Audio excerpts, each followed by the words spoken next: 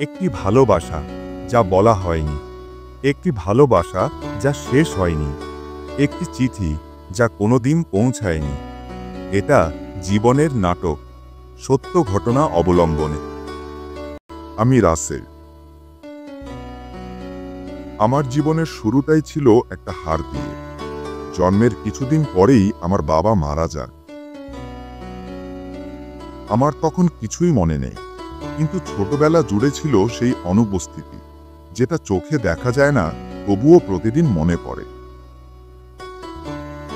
বাবার অভাব কি শুধু একটা মানুষের অভাব? না, এটা আসলে একটা শিকড়হীনতা।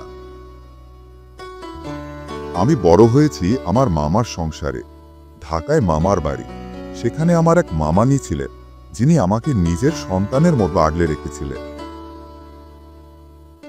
তিনি শুধু রান্না করে খাওয়াননি, আমার পরীক্ষার আগের রাতগুলোতে আমার পাশে বসে থেকেছেন। কোনোদিন ক্লান্তি দেখায়নি তার চোখে। যখন পকেটে টাকা থাকতো না, তিনি বলতেন, রাসেল, এটা তোর জন্য, কিন্তু মাকে বলিস না আমি দিয়েছি। তিনি আমার জীবনের প্রথম আত্মবিশ্বাস ছিলেন। এসএসসি পরীক্ষার পর মামা একদিন বললেন, রাসেল, তোকে এবার নিজের বাড়ি ফিরে যেতে হবে, নিজেকে তৈরি করতে হবে নিজে থেকে। আমি কিছু বলিনি, চুপচাপ আমার ব্যাগ গুছিয়ে ফেলি। ভোরের আলো পড়তেই আমি রওনা দিলাম আমাদের সেই পুরনো গ্রামের বাড়ি। টিনের ঘর, দরজা ভাঙা, উঠোনে আগাছা, কিন্তু আমি জানি এটাই আমার আসল জায়গা। আমি শুরু করলাম এক নতুন জীবন, একদম একা, একটুও শোরগোল নেই। টিউশনি করতাম, নিজের খরচ চালাতাম, রান্না করতাম, কাপড় ধুতাম, একটা সাইকেল কিনলাম, কলেজে ভর্তি হলাম। আমার দিন শুরু হতো সূর্য ওঠার আগে, আর শেষ হতো রাত গভীর হলে। বন্ধু কম ছিল, অভিযোগও করিনি। ঠিক এই সময় একদিন আমার এক ফুফাতো ভাই প্রবাস থেকে দেশে ফেরে। সে বিয়ে করতে চায়, আমার ওপর পরে বিয়ের পাত্রী দেখার দায়িত্ব। ভাই বলল, রাসেল, আমার সব দায়িত্ব তুইই নিবি, তোর ওপরই ভরসা।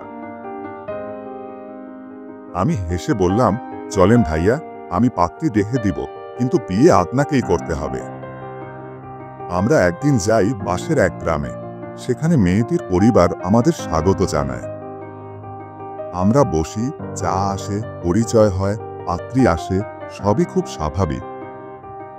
ঠিক তখনই ঘরের এক পাশ দিয়ে হেঁটে যায় একটা ছোট মেয়ে, সাদা জামা, খোলা চুল, হাতে একটা খাতা। আমি চমকে যাই, তার চোখের দিকে তাকিয়ে থাকতে পারছিলাম না। ওর চোখে এমন কিছু ছিল যা আমার হৃদয়ের কোথাও গেঁথে গিয়েছিল। একজন বলল, ও অনামিকা, পাত্রী রুনার ছোট বোন, এখন ষষ্ঠ শ্রেণীতে পড়ে। আমি তখন তাকিয়ে আছি, চুপচাপ। ওর বয়স তখন খুবই কম, সে কিছুই বোঝে না। তবুও আমার হৃদয় যেন কোথাও কিছু জেগে ওঠে। সেই দিন থেকে ওর সেই চাহনি, ওর সেই মুখ আমার সমস্ত নিঃসঙ্গতাকে এক নতুন রং দিয়ে ভরে দেয়। আমি কিছু বলিনি। আমি কোনো কবিতা লিখিনি, কোনো চিঠি দিইনি, কোনোভাবে ওর সাথে কথা বলার চেষ্টা করিনি। শুধু চুপচাপ।